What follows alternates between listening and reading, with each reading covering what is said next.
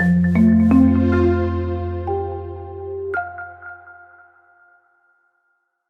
a quiet fourth-grade classroom, as Miss Parker was teaching fractions, a sudden rustling from the back row caught everyone's attention. The source was young Bella's backpack, which started to move on its own, causing a stir among the startled students. Miss Parker approached cautiously, her heart racing with a mix of concern and curiosity. But as she unzipped the backpack, tears welled up in her eyes at the unexpected sight inside.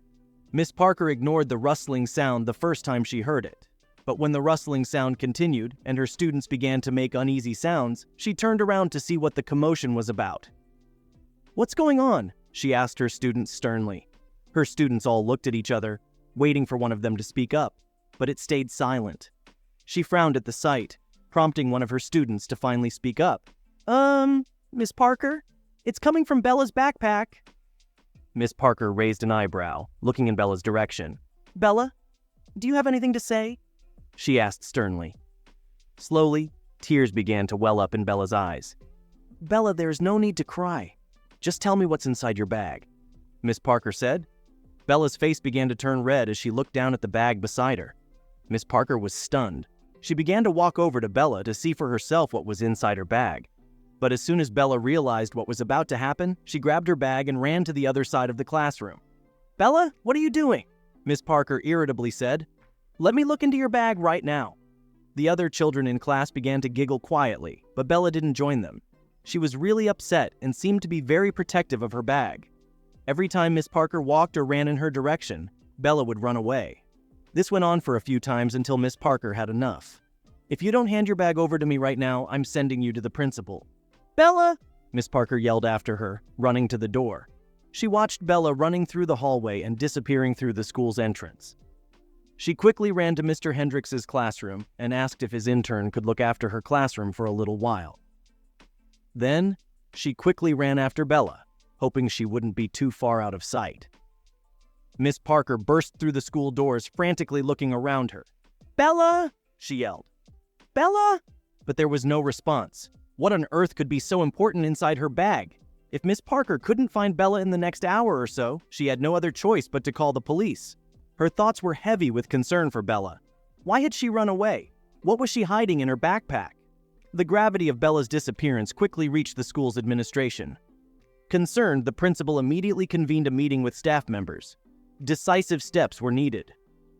The decision was made to call Bella's parents and alert them of the situation.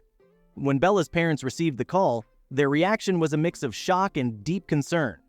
Miss Parker, alongside a team of teachers and staff, began a meticulous search of the school.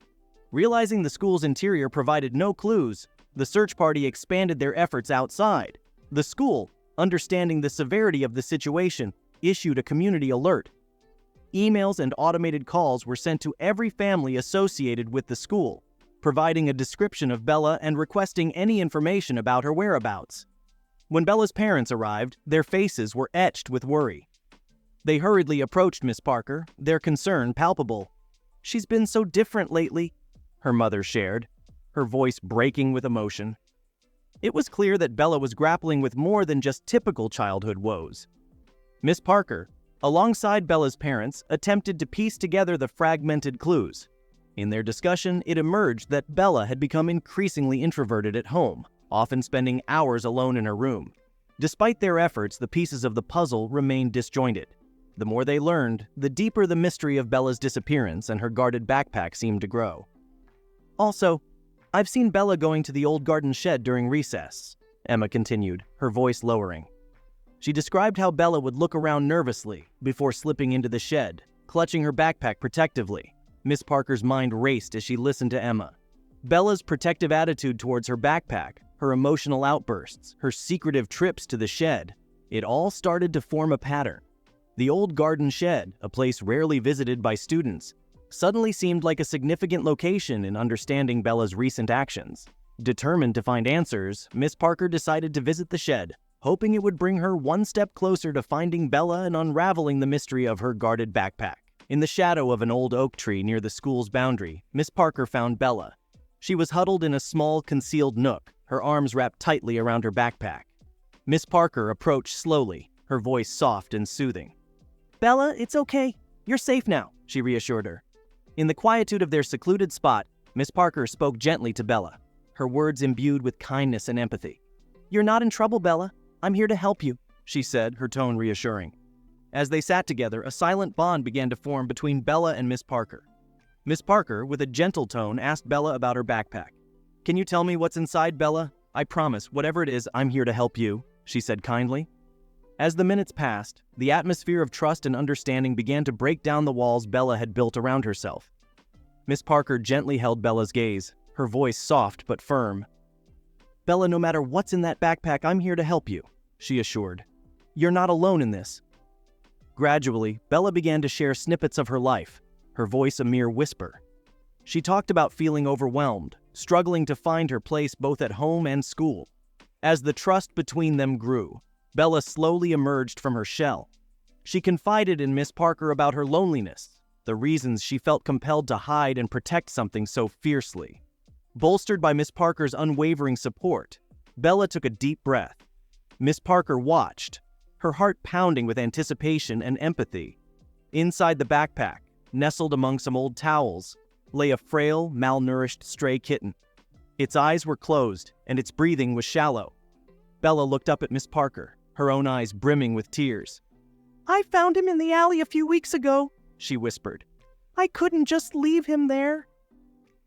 The revelation explained so much about Bella's recent behavior. Miss Parker's heart swelled with a complex mix of emotions. The discovery of the kitten illuminated the depth of Bella's compassion and her sense of responsibility, even as a child. In that moment, Miss Parker realized the immense impact of her role as a teacher and the profound connections that can be formed in the classroom. In response to Bella's situation, the school administration chose to see it as an opportunity for empathetic education.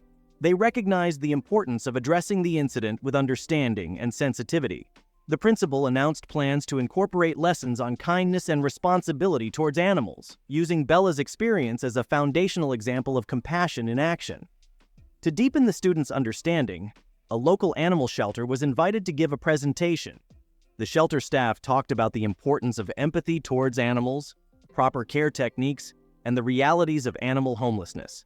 They emphasized the value of compassion and responsibility, themes directly reflected in Bella's actions, thus reinforcing the message with a real-life example. Bella's story had a profound impact on her classmates. They began to see her not just as a fellow student, but as a role model for kindness and empathy. The tale of Bella and her rescue of the kitten quickly spread beyond the school walls, capturing the hearts of the local community. It sparked conversations among neighbors and local businesses about animal welfare and the importance of compassion. The story became a rallying point, highlighting the power of empathy and the impact one individual, no matter how young, can have. The story concludes with Bella feeling a deep sense of acceptance and value. The school, once a place of routine learning, now embraced a culture of empathy and inclusivity thanks to Bella's influence. Her journey with the kitten had not only saved a life but also enriched the lives of those around her, leaving a lasting legacy of compassion and understanding in her school community